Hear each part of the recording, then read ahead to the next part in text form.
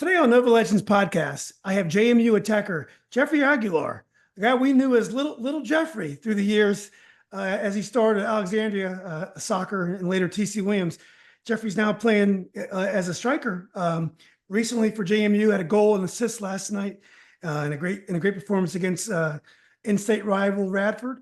JMU is 5 wins and 3 ties. Jeffrey, good to see you. Thanks for doing this. Thank you for having me. Yeah, of course. Well, Jeffrey, as I said, you were an ASA player, Alexandria Soccer player. You were there when it was a small club, and you were there through the whole transformation. You started for Alexandria City Titans. I think you took them to the state quarters or semis in your freshman year. Is that right, Jeffrey? Yes, freshman year we went state quarterfinals. Yeah, great year. A bunch of Alexandria kids, Alexandria soccer kids. I believe you're athlete of the year in Alexandria in 2021, Jeffrey? Yeah, correct. You graduated in 2022, took a gap semester, then you came to James Madison spring semester, and then last year it was your first full year there. And Jeffrey, did I get most of that correct? Yes, you did. Yep. Cool. Well, first I wanted to ask you about you being patient. Now, I've known you for a long time. I've seen you play hundreds of times. You've always been a center of attention on any team you ever played on. The ball always went through you, always played the whole game. And when you go to Madison, your first semester, it's spring, and then you didn't play very much last year. For a player that's always played so much and always been the focal point, how are you able to deal with the fact that you weren't playing? Was it really tough on you? And what kind of advice do you give to other young players that are just coming into the college game? Yeah, I mean, obviously it's a pretty tough transition from playing full 90 almost my whole life to coming to my first semester in college thinking I'm gonna continue and kill it, but all of a sudden I don't play as much as I wanted to, but it's all about just being patient. I mean, I knew ever since I got here it wasn't going to be easy. I knew I was gonna face some obstacles along the way. And I just used last season as a learning season for me. I learned a lot of things off on the field as a person as well. And I just feel like any advice I would give to anyone, just stay patient. I mean, if anything's not going your way, just keep working hard no matter what. Keep training hard. Don't let your confidence down. Just keep working, because at the end of the day, it's all about the long one. You have 4 years here. Everything's not going to happen how you want it. So if you just be patient, stay focused, and keep working hard, everything will pay off. Yeah. So you're able to keep the morale up and really give 100% in practice sessions when you knew you may not play. Were you able to do that? And because it seemed like it would be difficult sometimes. Yeah, I mean, there would be times where I would do it, but it was tough for me last year, I could say. I mean, there was times where it was I didn't want to wake up for training, it was that, like, my confidence was very down, and that led to stuff I did in the outside where I started not caring about school like that and as much as I was. So like if soccer wasn't going well, like my whole life was like a complete mess, so like, but I still tried to stay focused as much as I can, even though it was tough. But yeah, it was a hard moment, but I mean, at the end of the day, it's what I wanted, and it's the sport I played my whole life. So I continue to work at my best every session last year, and just continue. Now we're here and gladly getting some minutes now. Yeah. Well, you've been starting and actually playing a striker role, which I can't wait to talk about. It is interesting because you've always been one of the most talented players on the field, but you've always worked really hard. So I knew you were going to be successful, but everyone comes to college. Everyone's a star in high school. And everyone's a star on their club. Otherwise, James Madison is a top 10 team. You don't even get a chance to play for them. So it's not like you're alone. What are some of the things, the adjustments to college soccer that young players have to play? And so you're playing against guys who are 23, 24 because they have the COVID year. You got European players that are here. What are some of the ways that you can adjust and some of the adjustments that you have to make to play at college? Yeah, I mean it's a totally different level. It's much faster, much physical, and it's much quicker than what I'm used to. And that's what I thought was my transition from high school slash academy to here. That's where I saw the big change. I feel like at my time with Alexandria in high school, like I had so much time, more time on the ball than I would here. Like here, everything is 1-2 quick play, so everything has to be quicker. So part of my game that like growing up, uh I would get the ball in the attacking third and dribble. I was very good at taking 2, 3 players and creating something in the final third. And once I got to college, I learned that that wasn't a thing I could do here. Like I had to change my game a bit, play quicker, 1-2 touches, play better positionally, and just make my game faster. So the faster I play, the better it will be for me. So yeah.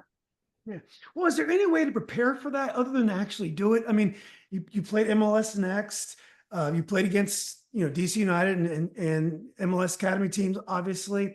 You played for ASA Pro Reds Pro Team, and you played with Dream. So you played a higher level. But is there any way to really get ready for a college game besides really playing it? I mean, it's tough, because it's not every game. There's teams where are more physical than what you think, more faster games here and there, depending on the team. But it's just in terms of being ready, you just gotta stay ready and just stay focused every game. Yeah. Well, how about playing striker? Now, as long as I've known you, you've always been an 8 or a 10. You've always Yeah. been right behind the striker. You set up the scoring. The striker's been always been able to score yourself. And when I saw you playing striker, it worked well. It worked for you. You look great out there. Was that an adjustment playing striker? For what I know, this is the first time I've ever seen you play striker. Yeah, it definitely was that adjustment. I'm more of a 10 playmaking type of player, and that's what I came here for. And we unfortunately had some injuries along, so that made me switch up to playing striker this year, which is new to me, but I kind of played it over the summer, a couple games with Coach Will. There would be times where like their team be man marking us in the middle because we had a very good midfield like me, Chris Bernard. Uh, they would have us man mark. So what Coach Will would do is put me as 9, more of a false 9 to create more space for Chris to create in the middle, and now do the rest up top. But yeah, I mean it's definitely more of an adjustment. I mean, I just gotta now the difference between a striker and a 10, I just gotta be more goal oriented and go for goals and instead of that playmaking style that I have. But yeah, but huge adjustment, but I'm loving it so far. It's a position that's pretty fun, and the players I'm working with here are very fun to play next to. So yeah. Yeah. So Jeffrey, playing striker, have you changed your mind at all? And maybe your future is there? Because when I watch you play striker, you're such a good passer from that position that you're able to surprise people with your passes because you play it like a 10 would play it. So it's been very effective the way you've moved the ball around. Do you think maybe your future's at the striker, or you think you're still a 10? We'll see what the future holds. I mean, whatever God wants for me and whatever is best for me, if any clips in the future, hopefully God allows I go pro wherever they see me at, and as long as I'm in the field, I'm willing to play that spot. So Yeah. Well, Jeffrey, you have these older players and you have European players. Um, did you have to adjust to playing with old guys 4 or 5 years older than you and also European players, or your experience with Dream and Alexandria Reds, did it prepare you for that? Is that an adjustment when guys are that much older than you're playing with men now? yeah, I mean it's somewhat of an adjustment, but I feel like growing up, I've always played with people older than me. I mean, I grew up playing with my oldest brother's friends, which are 4 years older than me growing up as when I was like in 8th grade. So I always grew up playing with players older than me, whether it was in high school, my freshman year, playing against big seniors and juniors and all that, and as well with Dream and Alexandria. I felt like that was very helpful for me to get that experience to play with more older guys. But coming here was somewhat of an adjustment. That these guys are more experienced. We could say the Europeans are more experienced. I mean, they come from what you could call a soccer country down there, which is not typically here in the US. And they played in top tier academies, which is great. And they bring the level here and just makes our team top tier, which is great to play with these guys because you play next to them and they just improve you as well and improve the team overall. Yeah. Well, do you find it collaborative or is it cutthroat? Do people, because there's only 11 people that can play at a time and maybe 4 or 5 will come off the bench, are people supportive or is the college game is a little cutthroat and that there's not that much playing time to go around? I mean, here we're all one family. We're all very close, and we all work for each other. Whether no one is playing or you get some minutes, everyone has a part of the win we get or a part of something we succeed. Because they're at the end of the day, everyone is training, making each other better. So I feel like here everyone's united no matter what. So that's one thing I really love about this program. Yeah. Well, Jeffrey, you're always been a little guy. As I said, we always called Big Jeffrey Velasquez. We called him Big Jeffrey. We always called you Little Jeffrey. So as long as I've known you, always been short. You've been on the shorter side, but Mhm. always very good player. Do you think being short has been an advantage to you? That with your low center of gravity and you're very strong. You've always had a very strong base, very strong on the ball. Do you think being short is an advantage?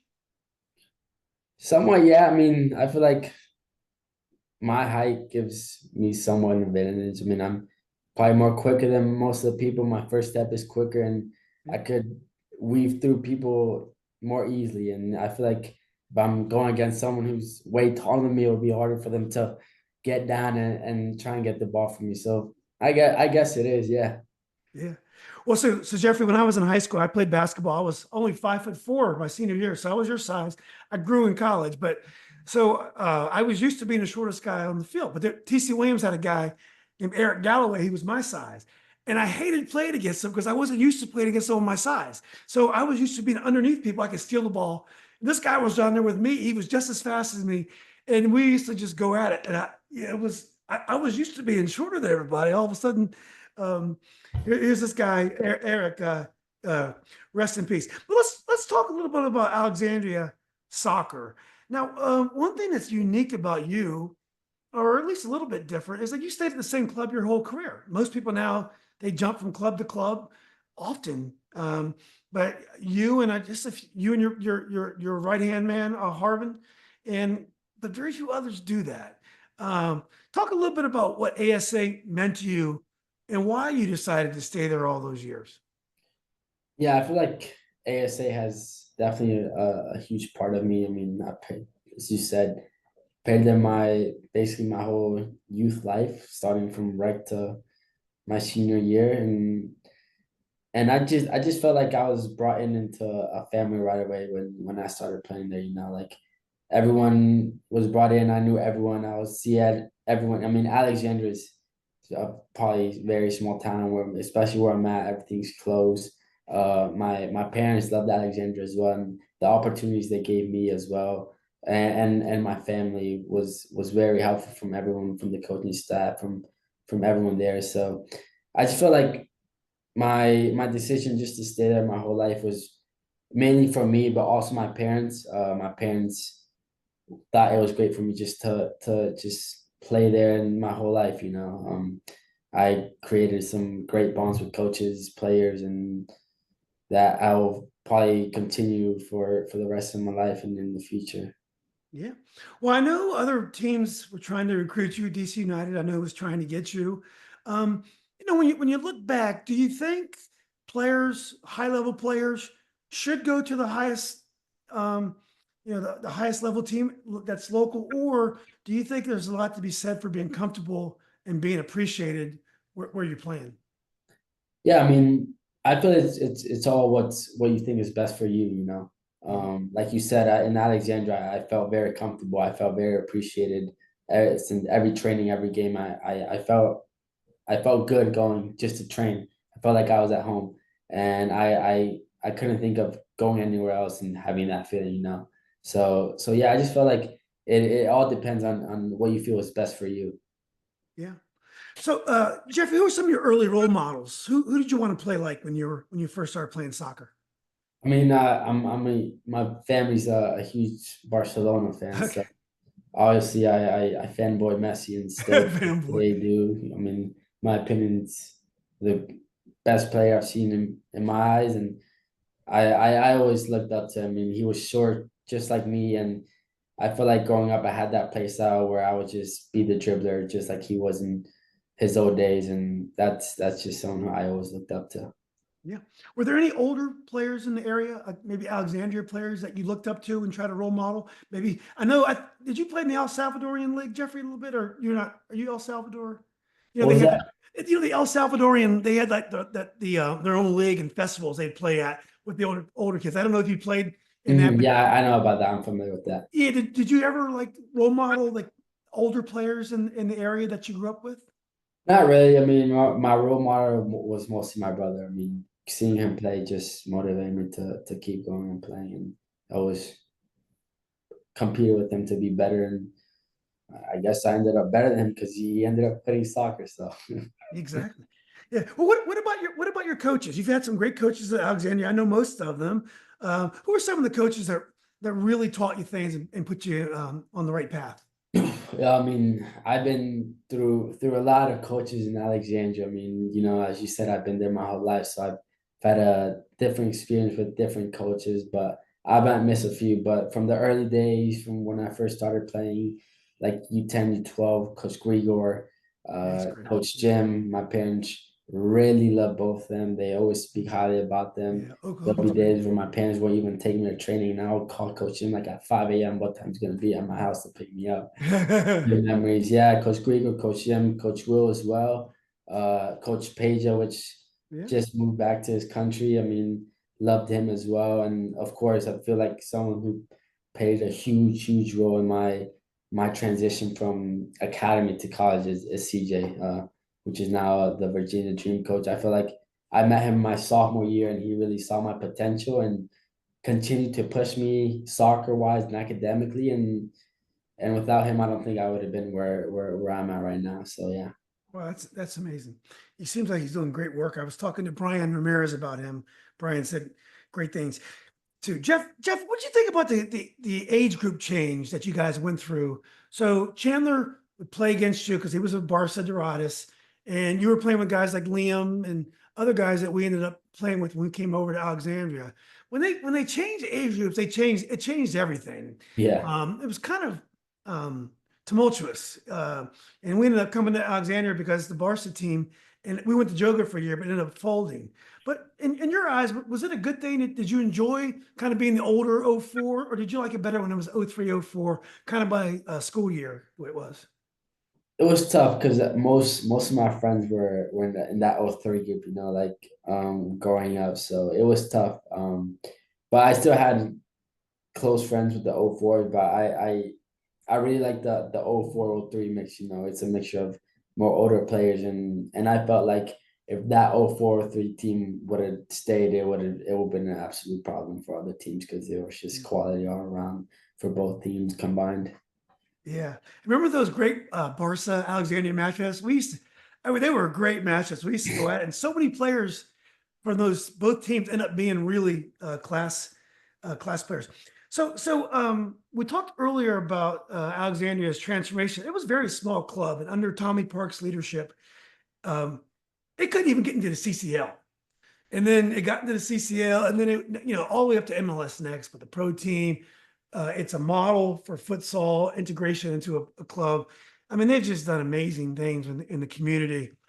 So glad that we were a part of it. What did MLS Next do? Was that a good opportunity for you? It caused a lot of change in the local game. But did you think? And you guys had to travel, and it prevented you from playing high school. What did MLS Next do to your development? I felt like that was the next step I needed for my career to come to college. I feel like if I wanted to be exposed and get recruited like I wanted to, I had to be playing at the highest level. So I feel like transitioning to MLS Next was a huge for me and not just me, but all my teammates, which had college aspirations just like I. And I feel like that transition just helped us a lot. Well, I mean, we played quality teams. We will go to showcases, get seen, and I feel like that just helped us as a player. So I feel like that transition was very crucial for us. Was that an adjustment for you? Was that going up in class and the players seemed better to you? Did it take a while to adjust, or were you able to adjust right away? My recollection is you did pretty well right away. But Yeah, I mean, I remember I my first I don't think I played my first game because of some registration problems, but the second game we played, I was registered. I had one of the best games of my life, and after that, I feel like I didn't need much of a transition. I feel like after that game, that's all I needed, which kept my mentality and confidence up, and just continued to perform day in and day out in MLS next. So yeah. yeah. So Jeffrey, you had a good high school soccer year, um, and I could tell by your Instagram posts, your high school team meant a lot to you. Do you ever look back on that season when you made that state run? Was that special to you? Yeah, it was very special. I mean, being the only freshman in that team it means a lot, and especially to share the field with my older brother and teammates I grew up with where I live from in Chiricahua, right down the street. It meant a lot, because it was a complete brotherhood there. Everyone was connected, but it was very devastating knowing that we lost in the state quarterfinals because we knew we had the quality to win it all, and that's what we were aiming for. Yeah. Do you wish you would have been able to play high school for at least a couple more years? MLS rules prohibit it, and some kids try to do it. It's still. I remember this year, Alexandria City, they did have some MLS next kids show up for the postseason, and they really improved. But obviously for you, everyone knows who you were, so it'd be hard for you to kind of sneak on the field. Uh, did you wish you could have played a couple more years? Yeah, I mean, I loved high school. I love Coach P, and he was always trying to get me to play high school after the MLS transition, and I just was just hungry for that state ring. I mean, after my experience my freshman year, sophomore year, it didn't go as well because I think it got canceled for COVID, Yeah. and then my Oh, that's junior right. year, that run we had, I think we lost regional semis. We had an awesome team as well. So after that, I was just hungry to get back from my last year and get that state ring. But I mean, I knew what was best for me, and I knew MLS Next was the step I needed to develop my game and go to the next level. Yeah. Did you ever try to convince ASA to let you play high school? Yeah, for sure. I mean, there's a moment where I was asking to play both, but then I sat down with my parents and we were like we just have to focus on one, and we decided on just going the academy route. Yeah. What was a really good midfielder named Chris? What's Chris's last name? Uh, Escalante? yeah, Escalante. I like Chris, like really good player. And he would go out there because Chris is a great player, but you don't really he doesn't look any different. You wouldn't really recognize him except for he's Yeah. really good. But Mhm. they would know it was you the moment you stepped on the field because you looked. Short player with a bun. Yeah, I mean everyone knows you, but Chris played all the time, and no one ever Yeah, knew. No yeah. one ever knew. He would just say, "Mr. Brown, make sure you don't post any photos of me." So yeah, Chris is a really good player. So you made a decision to do a gap year, uh, and why did you decide to do a gap year? And do you recommend that to people? The reason I decided to do a gap year, I mean, I started the college recruiting process late. Um, that's where as I mentioned before, CJ came in and I met him my sophomore year, and then junior year, beginning of senior year. That's when I started my recruitment process because I wasn't really trying to go in the college route, but then I met CJ and he explained it all to me, and he's very experienced. He played at ODU, played pro overseas for a couple of bit, and he saw the potential in me, and he started the college process for me, and I did start pretty late, which was pretty tough for me. And after my senior year, I had a couple stuff places I could have gone, but I didn't really like what I had, so I just decided to just stay, let's say, a fifth year in Alexandria in my academy, and just go to my local community college just to go there for a semester and then see what I could do after that. And thankfully, I got an offer from here, and I said yes right away because this was probably my first choice. Yeah, what a great school and great opportunity, great soccer team. No, we have great player. There's great players on Dream, like my buddy Brian Ramirez, and John Carlos. I think Angel, call him Angel. Great players. Do you think you can get to the next level playing at pro teams? I guess semi-pro teams, pro teams like that, or do you think there needs to be a step up where like a Dream team can get promoted and playing even higher levels? So is the level of Dream, is it good enough for players to keep advancing to the next level, or do you think there needs to be a higher step for players? I feel like the level for Jim is there. I mean, obviously with Coach and Lucas, they're both experienced. They've been through the pro college environment. They have a couple players that played in college as well. So their mentality and their goals are obviously to make the next step, and the level is there for sure. I mean, when I went to train with them, the level is there. Very organized training sessions. It just reminded me like the college days. I mean, CJ knows what he's doing, so I just feel like there you could. I mean, that could take it to the next step. I mean, look at Alexandria now. They qualified for the U.S. Open Cup, and that's a huge step. That's awesome.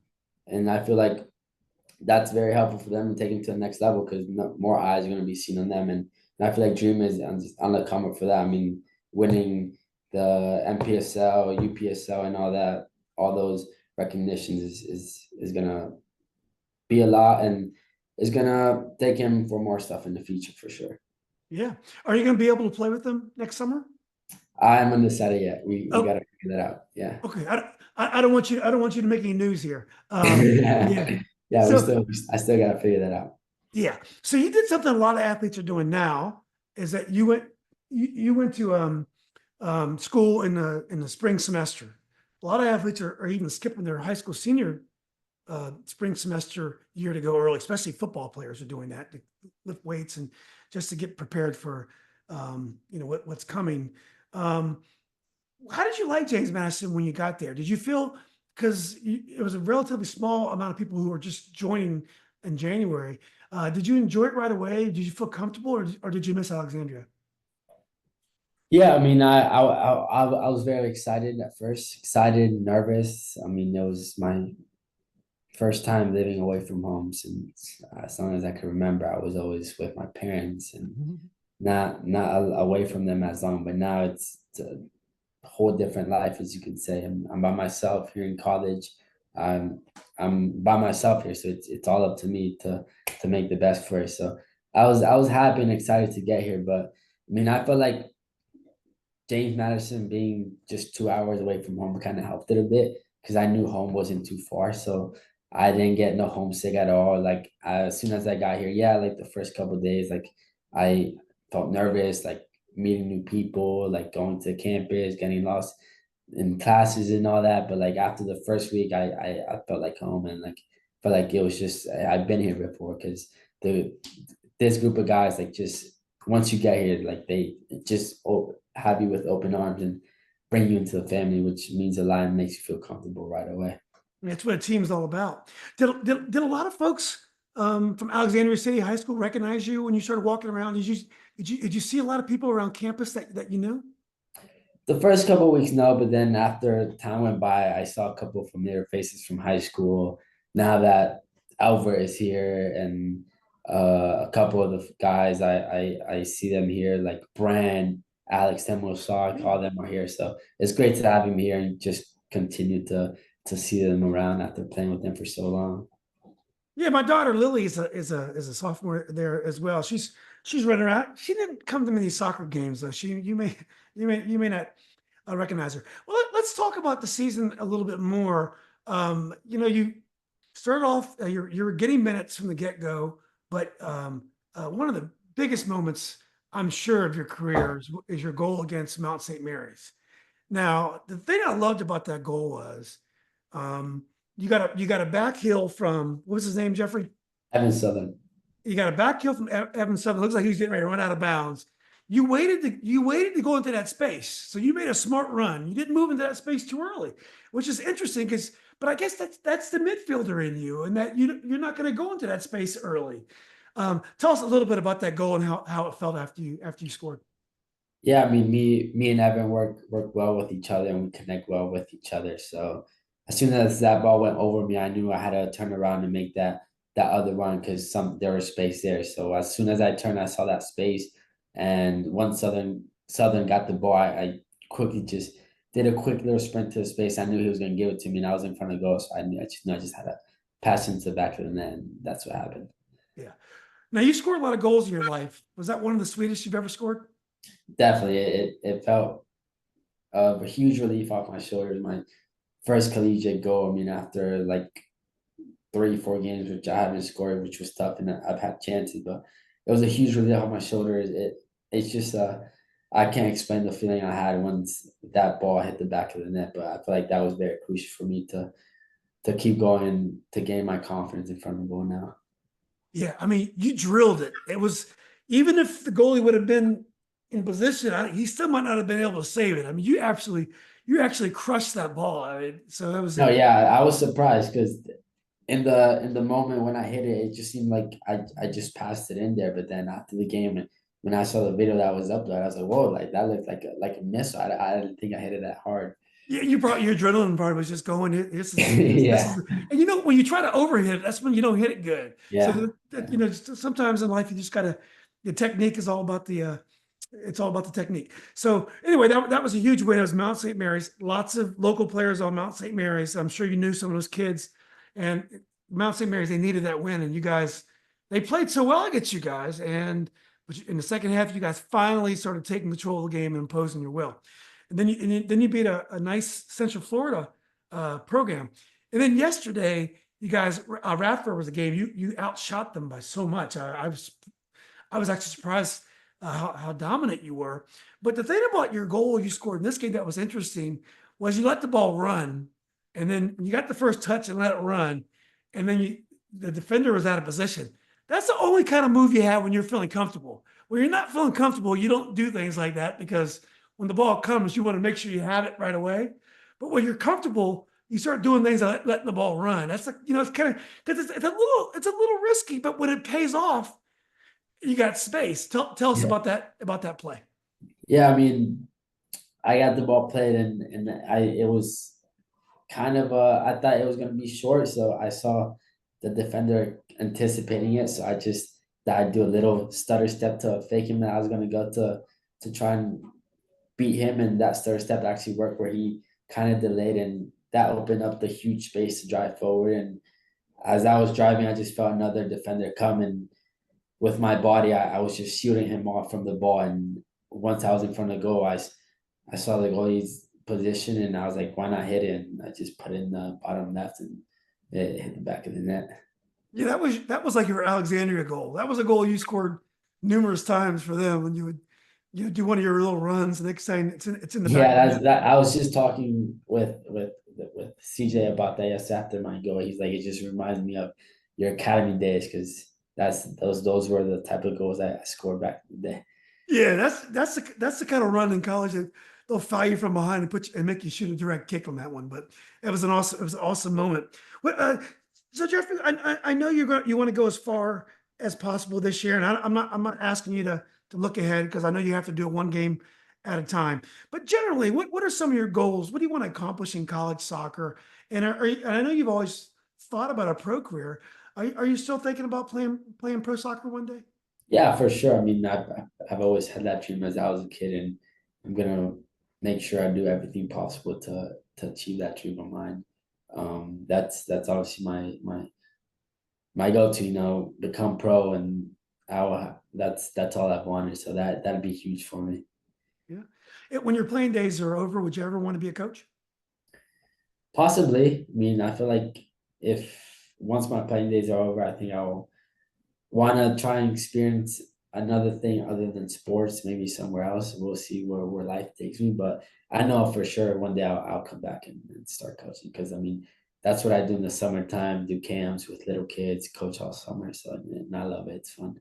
Would you be a patient coach, or are you gonna be the coach that's going to be yelling all the time? It depends because my patience tolerance isn't that good. So we'll see. Yeah, that's good. Well, look, Jeffrey, this has been great. Thanks for taking time. I know you're busy and you're mid-season and your guys are doing great things. I just want to wish you the best of luck this year. Hopefully you guys can keep it going. I know you're going to take it one game at a time, but thanks for coming on. Hopefully we can do this again. And I promise you I'll get to one of your games sometime soon. For sure. Thank you for having me. Yeah, man, this has been great. Jeffrey, keep going, man, and we'll talk soon. Thank you. All right, buddy, you're welcome.